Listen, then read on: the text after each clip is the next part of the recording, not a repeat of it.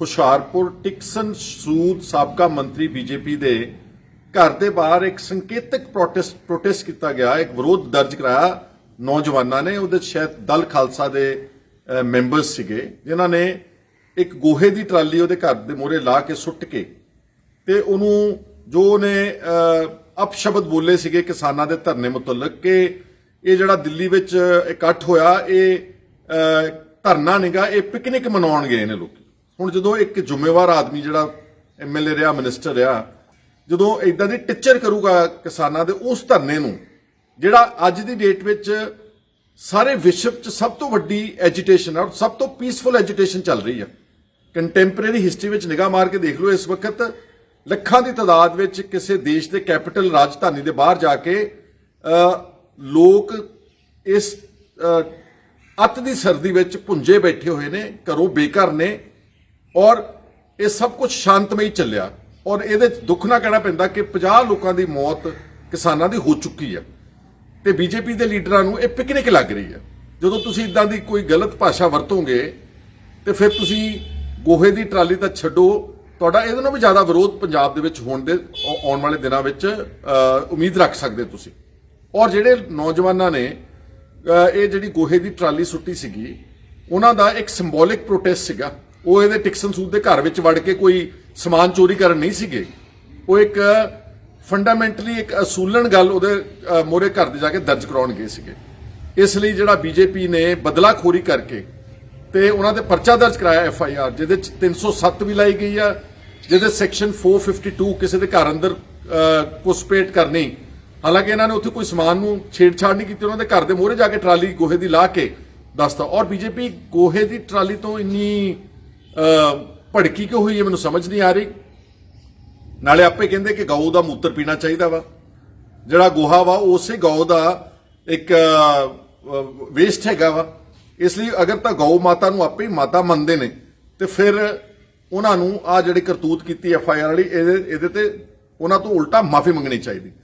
ਹੁਣ ਗੱਲ ਰਹੇਗੀ ਕਿ ਬੀਜੇਪੀ ਦਾ ਇਹ ਜਿਹੜਾ ਇਹ ਰਵੱਈਆ ਵਾ ਪਿਛਲੇ ਕੁਝ ਸਮੇਂ ਤੋਂ, ਕੋਈ ਕਿਸਾਨਾਂ ਨੂੰ ਹੁੱਲੜਬਾਜ਼ ਕਹਿੰਦਾ, ਕੋਈ ਇਹਨਾਂ ਨੂੰ ਨਕਸਲਵਾਦੀ ਕਹਿੰਦਾ, ਕੋਈ ਇਹਨਾਂ ਨੂੰ ਅੱਤਵਾਦੀ ਕਹਿੰਦਾ, ਕੋਈ ਇਹਨਾਂ ਨੂੰ ਖਾਲਿਸਤਾਨੀ ਕਹਿੰਦਾ। ਤੇ ਇਹਨਾਂ ਨੇ ਜਿਹੜਾ ਧਰਨਾ ਲਾਇਆ ਪੰਜਾਬ ਸਰਕਾਰ ਦੇ ਖਿਲਾਫ ਆਖੇ ਅਮਨ ਕਾਨੂੰਨ ਦਾ ਹਿੰਦੂ ਸਿੱਖ ਏਕਤਾ ਭੰਗ ਕੀਤੀ ਜਾ ਰਹੀ। ਹਿੰਦੂ ਸਿੱਖ ਏਕਤਾ ਭੰਗ ਕੌਣ ਕਰ ਰਿਹਾ ਵਾ? ਦਿੱਲੀ ਦੇ ਬਾਰਡਰ ਤੇ ਤਾਂ ਸਾਰਾ ਪੰਜਾਬ ਇਕੱਠਾ ਹੋਇਆ, ਨਾ ਸਿਰਫ ਉੱਥੇ ਕਿਸਾਨ ਨੇ, ਮਜ਼ਦੂਰ ਨੇ, ਉੱਥੇ ਹਰ ਕਿਸਮ ਦੇ ਹਰ ਵਰਗ ਦੇ ਲੋਕ, ਵਪਾਰੀਆਂ ਨੇ ਉੱਥੇ ਜਾ ਕੇ ਸ਼ਮੂਲੀਅਤ ਕੀਤੀ, ਵਕੀਲ ਗਏ, ਡਾਕਟਰ ਗਏ। ਉਹ ਤਾਂ ਪੰਜਾਬ ਉੱਥੇ ਏਕਤਾ ਕਰੀ ਬੈਠਾ ਵਾ। ਏਕਤਾ ਨੂੰ ਭੰਗ ਤਾਂ ਬੀਜੇਪੀ ਇੱਥੇ ਕਰ ਰਹੀ ਪੰਜਾਬ ਦੇ ਵਿੱਚ, ਇਸ ਤਰ੍ਹਾਂ ਦੇ ਊਲ ਜਲੂਲ ਬਿਆਨ ਦੇ ਕੇ, ਗਲਤ ਭਾਸ਼ਾ ਵਰਤ ਕੇ ਕਿ ਪਿਕਨਿਕ ਮਨਾਉਣ ਗਏ ਨੇ ਤੇ ਅੱਤਵਾਦੀ ਨੇ ਤੇ ਖਾਲਿਸਤਾਨੀ ਨੇ। ਤੇ ਜੇ ਬੀਜੇਪੀ ਆਪ ਇਹਨਾਂ ਸਾਰੀਆਂ ਗੱਲਾਂ ਲਈ ਜ਼ਿੰਮੇਵਾਰ ਹੈ, ਪੰਜਾਬ ਦੀ ਸ਼ਾਂਤੀ, ਮੈਂ 80 ਦੇ ਦਹਾਕੇ ਦਾ ਇੱਕ ਇਨਸੀਡੈਂਟ ਕੋਟ ਕਰ ਸਕਦਾ। ਅੰਮ੍ਰਿਤਸਰ 'ਚ ਬੀਜੇਪੀ ਦਾ ਅੰਮ੍ਰਿਤਸਰ ਜ਼ਿਲ੍ਹੇ ਦਾ ਪ੍ਰੈਜ਼ੀਡੈਂਟ ਸੀ ਹਰਬੰਸ ਲਾਲ ਖੰਨਾ, ਉਸ ਨੇ ਔਨ ਰਿਕਾਰਡ ਹੈ ਔਰ ਉਸ ਨੇ 80 ਦੇ ਦਹਾਕੇ ਦੇ ਸ਼ੁਰੂਆਤ ਵਿੱਚ ਨਫ਼ਰਤ ਦੀ ਭਾਵਨਾ ਨਾਲ ਕਿ ਹਿੰਦੂ ਸਿੱਖ ਏਕਤਾ ਖਰਾਬ ਹੋਵੇ, ਅੰਮ੍ਰਿਤਸਰ ਰੇਲਵੇ ਸਟੇਸ਼ਨ ਦੇ ਉੱਤੇ ਜਿਹੜਾ ਦਰਬਾਰ ਸਾਹਿਬ ਦਾ ਇੱਕ ਮਾਡਲ ਰੱਖਿਆ ਹੋਇਆ ਸੀਗਾ, ਉਹਨੇ ਤੋੜਿਆ, ਭੰਨਿਆ ਜਾ ਕੇ। ਔਰ ਗੁਰੂ ਰਾਮਦਾਸ ਜੀ ਦੀ ਫੋਟੋ ਦੀ ਉਹਨਾਂ ਨੇ ਤੋਹੀਨ ਕੀਤੀ ਉੱਥੇ। ਮੈਂ ਹੁਣ ਸ਼ਬਦ ਵੀ ਨਹੀਂ ਵਰਤ ਸਕਦਾ ਕਿਸ ਤਰ੍ਹਾਂ ਨਾਲ ਕੀਤੀ। ਠੀਕ ਹੈ, ਬਾਅਦ ਵਿੱਚ ਉਹਨੂੰ ਖਮਿਆਜ਼ਾ ਭੁਗਤਣਾ ਪਿਆ, ਉਹਨੂੰ ਆਪਣੀ ਜਾਨ ਗਵਾਉਣੀ ਪਈ। ਪਰ ਹਿੰਦੂ ਸਿੱਖ ਏਕਤਾ ਦੀ ਦਰਾਰ ਪਾਉਣ ਵਿੱਚ ਇਹਨਾਂ ਲੋਕਾਂ ਨੇ ਕੋਈ ਕਸਰ ਨਹੀਂ ਛੱਡੀ। ਤੁਹਾਨੂੰ ਸਭ ਨੂੰ ਯਾਦ ਹੋਣਾ ਕਿ ਜਦੋਂ ਪੰਜਾਬ 'ਚ ਮੋਰਚਾ ਲੱਗਿਆ, ਪੰਜਾਬੀ ਸੂਬਾ ਮੋਰਚਾ, ਉਹ ਅਸੀਂ ਪੰਜਾਬ ਦੇ ਲੋਕ ਆਪਣੀ ਭਾਸ਼ਾ ਦੇ ਆਧਾਰ ਤੇ ਇੱਕ ਆਪਣਾ ਸੂਬਾ ਮੰਗ ਰਹੇ ਸੀਗੇ।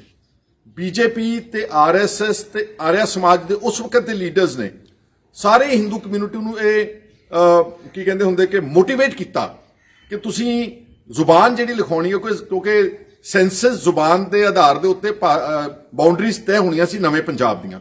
ਇਹਨਾਂ ਨੇ ਸਾਰੇ ਹਿੰਦੂ ਭਾਈਚਾਰੇ ਨੂੰ ਮੋਟੀਵੇਟ ਕੀਤਾ ਪ੍ਰੋਪੇਗੈਂਡਾ ਕਰਕੇ ਕਿ ਤੁਸੀਂ ਆਪਣੀ ਭਾਸ਼ਾ ਹਿੰਦੀ ਲਿਖਾਓ ਤਾਂ ਕਿ ਪੰਜਾਬ ਜਿੰਨਾ ਛੋਟਾ ਬਣ ਸਕੇ।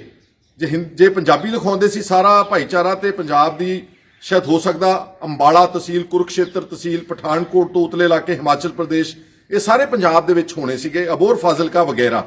ਲੇਕਿਨ ਇਹਨਾਂ ਨੇ ਇੱਕ ਵਰਗ, ਇੱਕ ਫਿਰਕੇ ਦੇ ਲੋਕਾਂ ਨੂੰ ਭੜਕਾ ਕੇ ਉਹਨਾਂ ਕੋਲੋਂ ਆਪਣੀ ਜ਼ੁਬਾਨ ਹਿੰਦੀ ਲਿਖਵਾਈ, ਜਦਕਿ ਅਸਲ ਵਿੱਚ ਸਾਰੇ ਪੰਜਾਬ ਦੇ ਲੋਕ, ਖਾਸ ਤੌਰ ਤੇ ਹਿੰਦੂ ਵਰਗ ਸਾਡੇ ਭਰਾ ਨੇ, ਉਹ ਪੰਜਾਬੀ ਬੋਲਦੇ, ਅੱਜ ਵੀ ਪੰਜਾਬੀ ਬੋਲਦੇ ਨੇ। ਔਰ ਹਿੰਦੂਆਂ ਦਾ ਅਸੀਂ ਦੇਣ ਨਹੀਂ ਦੇ ਸਕਦੇ। ਹਿੰਦੂ ਭਾਈਚਾਰਾ ਇਸ ਦੇਸ਼ ਵਿੱਚ ਇਹ ਕਾਫੀ ਹੱਦ ਤੱਕ ਹੁਣ ਤੱਕ ਪ੍ਰਚਲਿਤ ਰਹੀ ਕਿ ਆਪਣੇ ਪਹਿਲੇ ਬੇਟੇ ਨੂੰ ਉਹ ਸਿੱਖ ਬਣਾਉਂਦੇ ਸੀਗੇ। ਇਹਨੂੰ ਕਹਿੰਦੇ ਸੀ ਭਾਈਚਾਰਕ ਸਾਂਝ। ਪਰ ਇਸ ਸਾਂਝ ਨੂੰ ਤੋੜਿਆ ਕਿਸ ਨੇ ਆ? ਜਿਹੜੇ ਸਾਡੇ ਤੇ ਇਲਜ਼ਾਮ ਲਾਉਂਦੇ ਨੇ, ਜਿਹੜੇ ਕਿਸਾਨਾਂ ਤੇ ਇਲਜ਼ਾਮ ਲਾਉਂਦੇ ਨੇ, ਧਰਨੇ ਤੇ ਇਲਜ਼ਾਮ ਲਾਉਂਦੇ ਨੇ, ਜਾਂ ਕਿ ਪ੍ਰੋਟੈਸਟ ਨੂੰ ਕਹਿੰਦੇ ਨੇ ਕਿ ਜੀ ਇਹ ਪਿਕਨਿਕ ਮਨਾਉਣ ਗਏ ਨੇ, ਉਲੜਬਾਜ਼ ਨੇ, ਖਾਲਿਸਤਾਨੀ ਨੇ, ਇਹ ਅਮਨ ਸ਼ਾਂਤੀ ਭੰਗ ਕਰ ਰਹੇ। ਅਮਨ ਸ਼ਾਂਤੀ ਤਿਕਸਨ ਸੂਦ ਵਰਗੇ, ਬੀਜੇਪੀ ਦੇ ਪ੍ਰੈਜ਼ੀਡੈਂਟ ਜੋ ਵੀ ਮਿਸਟਰ ਅਸ਼ਵਨੀ ਸ਼ਰਮਾ ਵਰਗੇ, ਇਹਨਾਂ ਦੇ ਜਨਰਲ ਸੈਕਟਰੀ ਮਿਸਟਰ ਤਰੁਣ ਚੁੱਗ ਵਰਗੇ, ਤੇ ਉੱਪਰਲੇ ਦਰਜੇ ਤੇ ਚਲ ਜਾਓ ਬੀਜੇਪੀ ਦੇ ਜਿਹੜੇ ਸੋ ਕਾਲਡ ਨੈਸ਼ਨਲ ਲੀਡਰਸ ਤੇ ਮਿਨਿਸਟਰਸ ਆ, ਅਸਲ ਪੰਜਾਬ ਦੀ ਤੇ ਦੇਸ਼ ਦੀ ਸ਼ਾਂਤੀ ਇਹ ਭੰਗ ਕਰ ਰਹੇ ਨੇ। ਔਰ ਬੀਜੇਪੀ ਦਾ ਕਿਰਦਾਰ ਸਾਦੀ ਚ ਪੰਛੀ ਝਾਤ ਮਾਰ ਕੇ ਦੇਖ ਲਓ। ਗੁਜਰਾਤ ਵਿੱਚ ਦੰਗੇ, ਗੋਦਰਾ ਕਾਂਡ, ਬੈਸਟ ਬੇਕਰੀ ਕਾਂਡ, ਹਜ਼ਾਰਾਂ ਲੋਕਾਂ ਨੂੰ, ਬੇਗੁਨਾਹ ਲੋਕਾਂ ਨੂੰ ਮਾਰ ਦਿੱਤਾ ਗਿਆ। ਹੁਣੇ ਜਿੱਥੇ ਜਿੱਥੇ ਇਹਨਾਂ ਦਾ ਰਾਜ ਬਣਦਾ, ਉੱਤਰ ਪ੍ਰਦੇਸ਼ ਦੇ ਵਿੱਚ ਧਰਮ ਦੇ ਆਧਾਰ ਦੇ ਉੱਤੇ ਦੰਗੇ ਕਰਾ ਕੇ ਚੋਣਾਂ ਜਿੱਤਦੇ ਨੇ। ਮੇਰਠ ਵਿੱਚ ਜਾਂ ਹੋਰ ਜਿਹੜੇ ਇਸ ਤਰ੍ਹਾਂ ਦੇ ਦੰਗੇ ਕਰਾਏ, ਸਾਰਾ on a matter of all is a matter of record. ਇੱਥੇ ਬਸ ਨਹੀਂ, ਮਿਸਟਰ LK ਅਡਵਾਨੀ ਇਹਨਾਂ ਦੇ ਸਭ ਤੋਂ ਸੀਨੀਅਰ ਮੋਸਟ ਬੀਜੇਪੀ ਦੇ ਜਿਹੜੇ ਲੀਡਰ ਨੇ, ਉਹਨਾਂ ਨੇ ਇੱਕ ਕਿਤਾਬ ਲਿਖੀ ਹੈ ਮਾਈ ਕੰਟਰੀ ਮਾਈ ਲਾਈਫ। ਉਸ ਕਿਤਾਬ ਦੇ ਵਿੱਚ ਉਹਨਾਂ ਨੇ ਆਪ ਕਲੇਮ ਕੀਤਾ ਕਿ ਜਿਹੜਾ ਦਰਬਾਰ ਸਾਹਿਬ ਤੇ ਹਮਲਾ ਹੋਇਆ 1984 ਚ, ਅਸੀਂ ਇੰਦਰਾ ਗਾਂਧੀ ਤੇ ਪ੍ਰੈਸ਼ਰ ਇਸ ਹਮਲੇ ਵਾਸਤੇ ਅਸੀਂ ਬਣਾਇਆ ਸੀਗਾ। ਔਰ ਬਕਾਇਦਾ ਤੌਰ ਤੇ ਦਿੱਲੀ ਚ ਅਡਵਾਨੀ ਦੀ ਅਗਵਾਈ ਵਿੱਚ ਇੱਕ ਮਾਰਚ ਨਿਕਲਿਆ ਸੀਗਾ 1984 ਦੇ ਹਮਲੇ ਤੋਂ ਥੋੜਾ ਸਮਾਂ ਪਹਿਲਾਂ, ਜਿਹਦੇ ਚੋਂ ਮੰਗ ਕਰ ਰਹੇ ਸੀਗੇ ਕਿ ਫੌਜ ਨੂੰ ਭੇਜ ਕੇ ਤੇ ਦਰਬਾਰ ਸਾਹਿਬ ਤੇ ਹਮਲਾ ਕਰਕੇ ਉੱਥੇ ਜਿਹੜੇ ਆਦਮੀ ਹਥਿਆਰਬੰਦ ਨੇ ਉਹਨਾਂ ਨੂੰ ਉੱਥੋਂ ਕੱਢਿਆ ਜਾਵੇ। ਸੋ ਜਿਹੜੀ ਪਾਰਟੀ ਦਰਬਾਰ ਸਾਹਿਬ ਦੇ ਹਮਲੇ ਤੇ ਦਾ ਕ੍ਰੈਡਿਟ ਲੈਂਦੀ ਆ, ਜਿਹੜੀ ਪਾਰਟੀ ਦੇਸ਼ ਵਿੱਚ ਫਿਰਕਾਵਾਦ ਫੈਲਾ ਕੇ ਤੇ ਦੰਗੇ ਕਰਾਉਂਦੀ ਆ ਤੇ ਘੱਟ ਗਿਣਤੀਆਂ ਨੂੰ ਟਾਰਗੇਟ ਕਰਦੀ ਆ, ਤੇ ਜਿਹੜੀ ਪਾਰਟੀ ਦਾ ਪ੍ਰਧਾਨ ਅੰਮ੍ਰਿਤਸਰ ਦਾ ਦਰਬਾਰ ਸਾਹਿਬ ਦੇ ਇੱਕ ਮਾਡਲ ਨੂੰ ਤੋੜਦਾ ਤੇ ਗੁਰੂ ਰਾਮਦਾਸ ਜੀ ਫੋਟੋ ਨੂੰ ਦੀ ਤੋਹੀਨ ਕਰਦਾ, ਤੇ ਜਿਹੜੀ ਪਾਰਟੀ ਦੇ ਲੋਕ ਆਪਣੇ ਇੱਕ ਵਰਗ ਦੇ ਲੋਕਾਂ ਨੂੰ ਉਕਸਾ ਕੇ ਪੰਜਾਬ ਨੂੰ ਛੋਟਾ ਬਣਾਉਣ ਵਿੱਚ ਭਾਸ਼ਾ ਉਹਨਾਂ ਕੋਲੋਂ ਹਿੰਦੀ ਲਿਖਵਾਉਂਦੇ ਨੇ ਜ਼ਬਰਦਸਤੀ, ਜਾਂ ਜਿਹੜੀ ਪਾਰਟੀ ਹੁਣ ਕਿਸਾਨਾਂ ਦੇ ਧਰਨਿਆਂ ਦਾ ਮਜ਼ਾਕ ਉਡਾ ਰਹੀ ਆ, ਮੈਂ ਸਮਝਦਾ ਕਿ ਅਸਲ ਅਮਨ ਤੇ ਕਾਨੂੰਨ ਤੇ ਸ਼ਾਂਤੀ ਨੂੰ ਭੰਗ ਕਰਨ ਵਾਲੇ ਬੀਜੇਪੀ ਤੇ ਇਹਨਾਂ ਦੇ ਸੋ ਕਾਲਡ ਇਹ ਹੱਥ ਠੋਕੇ ਲੀਡਰਸ ਨੇ। ਇਹਨਾਂ ਨੂੰ ਮਾਫੀ ਮੰਗਣੀ ਚਾਹੀਦੀ ਆ। ਔਰ ਜਿਹੜਾ ਉਹ ਨੌਜਵਾਨਾਂ ਤੇ ਪਰਚਾ ਦਰਜ ਹੋਇਆ, ਉਹ ਪਰਚਾ ਰੱਦ ਹੋਣਾ ਚਾਹੀਦਾ। ਉਹਨਾਂ ਦੀ ਗ੍ਰਿਫਤਾਰੀ ਹਰਗਿਜ਼ ਨਹੀਂ ਹੋਣੀ ਚਾਹੀਦੀ। ਅਗਰ ਕਰਨਗੇ ਤੇ ਅਸੀਂ ਸਾਰੇ ਜਿੰਨੀ ਵੀ ਇਮਦਾਦ ਹੋ ਸਕੇ ਉਹਨਾਂ ਦੀ ਮਦਦ ਕਰਾਂਗੇ। ਮੈਂ ਅੱਜ ਕੰਵਰਪਾਲ ਸਿੰਘ ਤਾਂ ਜਿਹੜੇ ਸਾਡੇ ਦਲ ਖਾਲਸਾ ਦੇ ਪ੍ਰੈਜ਼ੀਡੈਂਟ ਨੇ, ਉਹਨਾਂ ਨਾਲ ਗੱਲ ਕੀਤੀ ਹੈ, ਔਰ ਮੈਂ ਇਸ ਤੋਂ ਬਾਅਦ ਡਿਸਟ੍ਰਿਕਟ ਐਡਮਿਨਿਸਟ੍ਰੇਸ਼ਨ ਨਾਲ ਗੱਲ ਕਰਕੇ ਜਿੰਨੀ ਵੀ ਉਹਨਾਂ ਦੀ ਇਮਦਾਦ ਹੋ ਸਕਦੀ ਉਹ ਅਵਸ਼ ਕਰਾਂਗੇ। ਔਰ ਮੈਂ ਇਹੀ ਕਹਿ ਸਕਦਾ ਵਾਂ ਕਿ ਕੁਝ ਸੰਗ ਸ਼ਰਮ ਕਰ ਲਓ ਬੀਜੇਪੀ ਵਾਲਿਓ। 50 ਬੰਦਿਆਂ ਦੀਆਂ ਮੌਤਾਂ ਕੋਈ ਛੋਟੀਆਂ ਮੌਤਾਂ ਨਹੀਂ ਹੁੰਦੀਆਂ। ਉਹ ਪਿਕਨਿਕ ਮਨਾਉਣ ਨਹੀਂ ਗਏ ਹੋਏ, ਉਹ ਆਪਣੀਆਂ ਜਾਨਾਂ ਗਵਾ ਰਹੇ ਨੇ ਕਿਸੇ ਅਸੂਲ ਵਾਸਤੇ, ਆਪਣੇ ਸੂਬੇ ਦੇ ਵਾਸਤੇ, ਆਪਣੇ ਕਿਸਾਨਾਂ ਲਈ, ਆਪਣੇ ਭਵਿੱਖ ਵਾਸਤੇ, ਆਪਣੇ ਬੱਚਿਆਂ ਦੇ ਵਾਸਤੇ।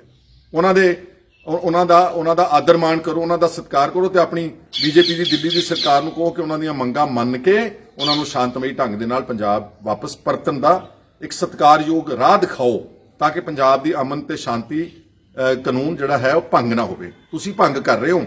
ਇਹ ਨੌਜਵਾਨ ਤਾਂ ਸਿਰਫ ਆਪਣਾ ਪੀਸਫੁਲ ਤਰੀਕੇ ਨਾਲ ਆਪਣਾ ਰੋਸ ਦਰਜ ਕਰਾ ਰਹੇ ਨੇ। ਇਹ ਸਨ ਅੱਜ ਦੇ ਮੇਰੇ ਵਿਚਾਰ। ਤਾਂ ਉਮੀਦ ਕਰਦਾ ਕਿ ਅਗਰ ਤੁਹਾਨੂੰ ਠੀਕ ਲੱਗੇ ਤਾਂ ਇਸ ਨੂੰ ਸ਼ੇਅਰ ਕਰੋ, ਤਾਂ ਕਿ ਇਹ ਜ਼ਿਆਦਾ ਤੋਂ ਜ਼ਿਆਦਾ ਜਿਹੜੇ ਹੈਗੇ ਨੇ ਬੀਜੇਪੀ ਦੇ ਅਖੌਤੀ ਲੀਡਰਾਂ ਦੇ ਕੋਲ ਇਹ ਗੱਲਾਂ ਪਹੁੰਚ ਸਕਣ। ਧੰਨਵਾਦ, ਬਹੁਤ ਬਹੁਤ ਸ਼ੁਕਰੀਆ। ਵਾਹਿਗੁਰੂ ਜੀ ਕਾ ਖਾਲਸਾ, ਵਾਹਿਗੁਰੂ ਜੀ ਕੀ ਫਤਿਹ।